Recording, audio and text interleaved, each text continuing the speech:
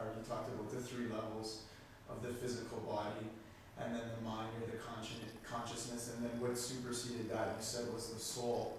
I was wondering if you could speak a bit more to that, because I was sort of confused in the sense, like, are you attributing the soul to, let's say, God, which is beyond our mental consciousness? Like, so these three levels are that there is a physical level, which means my physical body, which we see, we are living. And then the psychological level is my mind and intelligence. And then the spiritual level is my soul, which is a conscious being inside. And along with that there is a super soul also. So super soul is one, which is the overseer of this whole creation and our activities. And besides super soul, there is an individual soul in each body which is separate. So that is the spiritual level. So what you're saying, like the soul is it's sort of still within the realm of your consciousness because you can have access to it. Soul is at the spiritual level, but it spreads its consciousness through mind and intelligence and then into the body. Yeah, so it's sort of like if I touch something, I recognize it through touch, but it's still within my mental or cognitive abilities, and then the soul would be beyond that, the higher level, going down into that. Okay. You're right. Thank you. Is a human being forced to suffer to look a betterment or an upliftment of his consciousness? Nothing is forced, but everything is based on cause and effect. You can call that as a force when some cause gives certain effect. If you want to call that as a force, then yes, it is forced. But actually it is not a force, it's just a principle that every cause will give rise to some effect.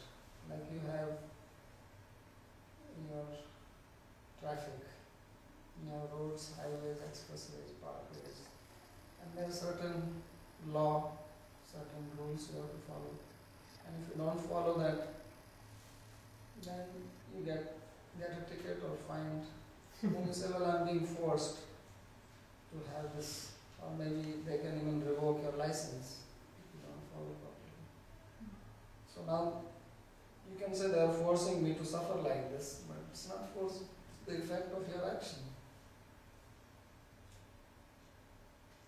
So that why they are doing it, that you have to behave properly.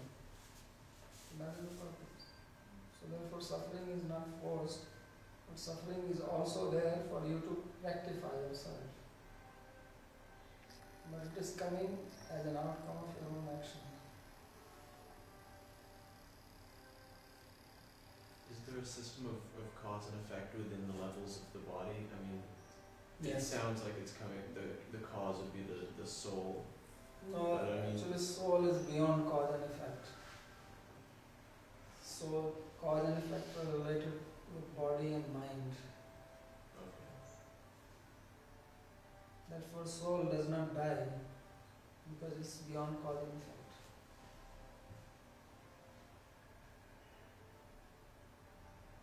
And who knows our true self, soul or mind? Soul knows true self. Only soul. Where is coming from our soul. that we're going somewhere. And something inside knows. Now the soul, now you know only through the mind. But you can also know without the mind. That is, of course, process of yoga. At present, whatever you are knowing, you know with the help of mind. Without mind, you will not know anything.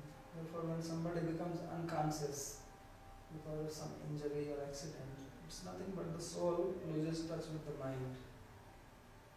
And when it loses touch with the mind, then there's nothing, no consciousness. But soul can know without the help of this physical body, but not in the present state of conditioning when it is thinking I am mind. So therefore this is called the stage of bondage or the conditioned state.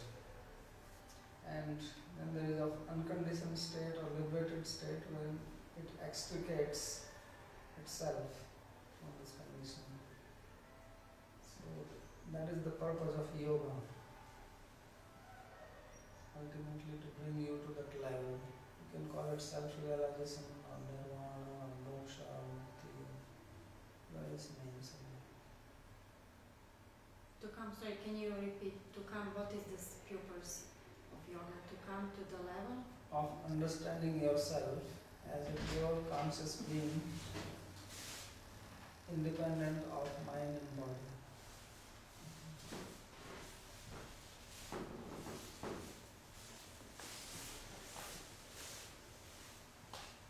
Alright.